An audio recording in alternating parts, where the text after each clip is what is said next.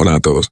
Antes de comenzar, asegúrense de dejar un me gusta y un comentario con el lugar desde donde nos ven y la hora en que están mirando. Así YouTube seguirá mostrándoles historias como esta. Nos advirtieron que nunca siguiéramos los aullidos más allá del último farol de Millbrook. Los lugareños decían que aquel sonido no eran lobos ni tampoco viento, sino algo más antiguo, algo que había aprendido a imitar a ambos. La noche en que mi abuelo me habló de los Blackwood, su voz crujió como una tabla vieja bajo los pies, y me contó que había una familia en el valle de Keene que no había compartido la cama con otro ser humano en 8 generaciones. No del todo, pues la habían compartido con perros. Al principio eran perros reales, criaturas medio salvajes que salvaron a Eli Blackwood de morir congelado en el invierno de 1872. Pero en algún punto entre la supervivencia y la tradición, entre el calor y la adoración, se cruzó una línea de la que nadie habla. Durante décadas los vecinos atribuían los extraños avistamientos a simples chismes de montaña, figuras que se movían en 4 patas al anochecer, ojos amarillos brillando desde las ventanas de las granjas, voces que se quebraban en gruñidos a mitad de frase. Los Blackwood bajaban al pueblo solo 2 veces al año, siempre con dinero en efectivo, y se marchaban antes del anochecer. La gente decía que se podía sentir su mirada escondida detrás de los cuellos de sus abrigos, sus sonrisas un poco demasiado amplias, como máscaras que no encajaban en los rostros debajo. Con el paso de los años, algunos investigadores universitarios, antropólogos y periodistas se aventuraron hasta allí, y siempre regresaban distintos, o no regresaban en absoluto. Sus notas, cuando existían, eran fragmentarias, con bocetos de mandíbulas alargadas, palabras tachadas con tal violencia que el papel se desgarraba y frases inquietantes como «La 8ª generación está casi completa». La mayoría de esos documentos fueron enterrados en silencio, y quienes lo hicieron ya han muerto, pero algunos de nosotros todavía recordamos. Recordamos cómo los perros de los pueblos vecinos guardan silencio ciertas noches, con las orejas pegadas y las colas entre las patas. Recordamos también las huellas encontradas en la nieve fresca, demasiado grandes para un hombre, demasiado deliberadas para una bestia. Y recordamos lo que Abraham Blackwood supuestamente dijo la última vez que forasteros llegaron hasta su porche. La evolución no es lenta para aquellos que se atreven a dormir junto a dioses disfrazados de perros. Esta noche abrimos las páginas del diario que los Blackwood nunca quisieron que viéramos. Seguimos su linaje a través de 8 generaciones de aislamiento, devoción y un vínculo que se transformó en algo monstruoso. Y si sigues escuchando, comprenderás por qué incluso los lugareños se negaban a pronunciar su nombre después del anochecer. El primer registro de los Blackwood aparece en un viejo libro del condado, amarillento, fechado en 1871, un invierno que casi borró a Millbrook del mapa. La congelación se cobró a decenas de hombres y los niños desaparecieron entre ventiscas que nunca se derritieron. Eli Blackwood era entonces un joven granjero, testarudo y orgulloso. Cuando una ventisca engulló su granja, los vecinos supusieron que había muerto congelado junto a su esposa. Pero semanas después, Eli regresó tambaleándose al pueblo, demacrado y con los ojos desorbitados, envuelto en una piel tan fresca que aún humeaba en el frío. El relato que dio parecía imposible. Una jauría de perros salvajes había rodeado su cabaña, no para devorarlo, sino para presionar sus cuerpos contra él durante la noche. Aseguraba que su calor le había salvado la vida. Al principio, la gente lo consideró un milagro. Brindaron por los animales y por la supervivencia de Eli. Pero en la primavera siguiente, cuando regresó al pueblo llevando a 2 de esos perros sujetos con sogas, perros que no parpadeaban, perros que observaban a la gente del pueblo con una desconfianza casi humana, comenzaron los susurros. Para 1883, los descendientes de Eli eran conocidos por una costumbre peculiar. Cada recién nacido Blackwood dormía entre 2 sabuesos. Las viejas cartas hablan de cunas forradas con pelaje áspero, en lugar de mantas y de nanas entonadas en gruñidos bajos. Al principio parecía inofensivo, una excentricidad nacida de la gratitud, pero pronto surgieron patrones. Los rasgos de los niños se volvían más afilados. Sus voces tenían un timbre extraño, una aspereza que se reflejaba incluso en sus risas. Los cazadores comenzaron a informar de siluetas que se deslizaban entre los árboles a 4 patas, con movimientos demasiado fluidos, demasiado entrenados para ser accidentales. Un relato particularmente escalofriante proviene de una maestra, llamada Martha Glay. En 1904 escribió en su diario, sobre un niño Blackwood que la observaba con una mirada, que solo podía describir como de curiosidad depredadora. Sus pupilas, anotó, se contraían en rendijas cuando la luz se atenuaba, y cuando sonaba la campana de la iglesia, no se estremecía por miedo, sino como si aquel sonido fuera una molestia, como un perro que escucha un tono demasiado agudo para que nosotros lo percibamos. 2 semanas después de su entrada, Marta desapareció durante su paseo vespertino. Solo encontraron su sombrilla, partida en 2 junto a un sendero de huellas que comenzaban como pisadas humanas y terminaban en huellas de patas. Ese fue el momento en que el pueblo comenzó a cerrar sus puertas más temprano, y fue también cuando los Blackwood dejaron de bajar a por provisiones antes del anochecer. Algo en aquel valle estaba cambiando, y ni siquiera los crudos inviernos podían mantenerlo enterrado para siempre. Para la década de 1920, Millbrook había cambiado. Postes telefónicos bordeaban la carretera principal, la luz eléctrica parpadeaba en las ventanas, y sin embargo el valle más allá seguía siendo una sombra intacta por el tiempo. La granja de los Blackwood, apenas visible entre la niebla y los pinos, solo se mencionaba en susurros.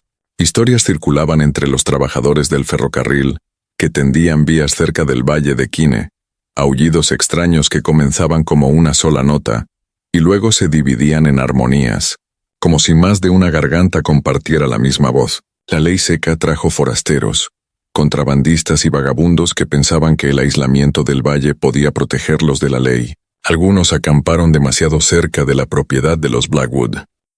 Uno de ellos, un hombre llamado Caleb Fisher, apareció tambaleándose en una taberna días después, con el abrigo hecho jirones y la mirada vacía.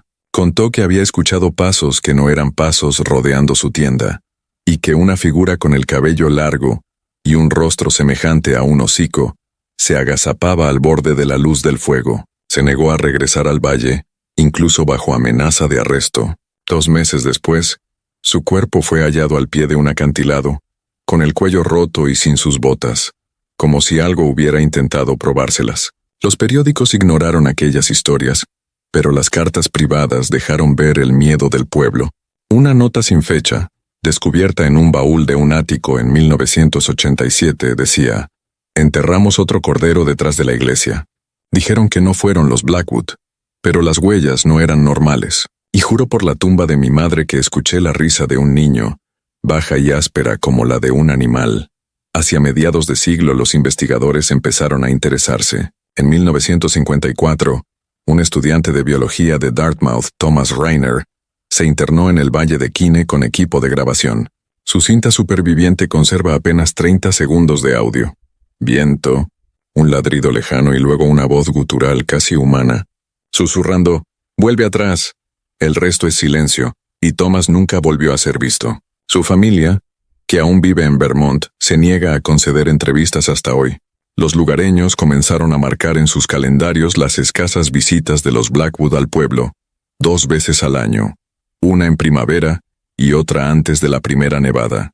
Aparecían comprando sal, harina y en ocasiones collares para perros en grandes cantidades. Su ropa era sencilla pero impecablemente limpia, y sus movimientos rígidos como marionetas aprendiendo a parecer humanas. A los niños se les decía que no miraran, que no hablaran y sobre todo que nunca los siguieran a casa. Incluso hoy, si preguntas a los habitantes más ancianos de Millbrook sobre aquellas visitas, sus rostros se endurecen. Te dirán que los Blackwood no eran peligrosos, siempre y cuando se respetaran las reglas no escritas. Pero cada año parecía añadirse una nueva regla, y cada año los Blackwood se parecían un poco menos a nosotros. A finales de la década de 1970, Millbrook se estaba encogiendo. Las familias jóvenes se mudaban a pueblos más grandes con fábricas y escuelas, dejando atrás ventanas tapiadas y un cementerio de tractores oxidados. Pero los Blackwood permanecieron. Las fotos satelitales de 1978 muestran el techo de su granja parcheado con láminas de metal desiguales y corrales para perros que se extendían por la propiedad como una fortaleza improvisada. Los cazadores comenzaron a informar de tambores lejanos en la noche, 3 golpes, una pausa, y luego otros 3, que resonaban por las colinas como una señal codificada. En 1982, una excursionista llamada Linda Carr desapareció tras internarse en el Valle de Quine durante un viaje de campamento. Sus amigos dijeron que estaba fascinada con las viejas historias de los Blackwood, incluso bromeó con encontrarse al agente lobo. 2 semanas después, los equipos de búsqueda hallaron su mochila encajada en la horquilla de un árbol a 3 metros del suelo, con las correas perfectamente abrochadas. Debajo, las huellas de patas formaban círculos en patrones deliberados, no dispersas como las de un perro, sino dispuestas como si intentaran escribir algo. Los lugareños susurraban que la 8ª generación había comenzado. Fotografías familiares tomadas en secreto con teleobjetivos revelaban niños con una simetría inquietante, rostros demasiado perfectos, demasiado lisos, salvo por una mandíbula que sobresalía o un ojo color ámbar que reflejaba la luz de forma extraña. Sus movimientos eran precisos, calculados, como si estuvieran ensayados. Un anciano llamado Harold Boone, que había pasado su vida cazando en esos bosques, juró haber visto 2 figuras en una cresta al anochecer, una erguida y la otra a 4 patas, inclinando la cabeza exactamente del mismo modo. Para la década de 1990, las leyendas urbanas sobre los Blackwood se habían extendido más allá de Millbrook. Revistas paranormales publicaban fotos granuladas, posiblemente manipuladas, de manos semejantes a garras aferradas a los postes de una cerca.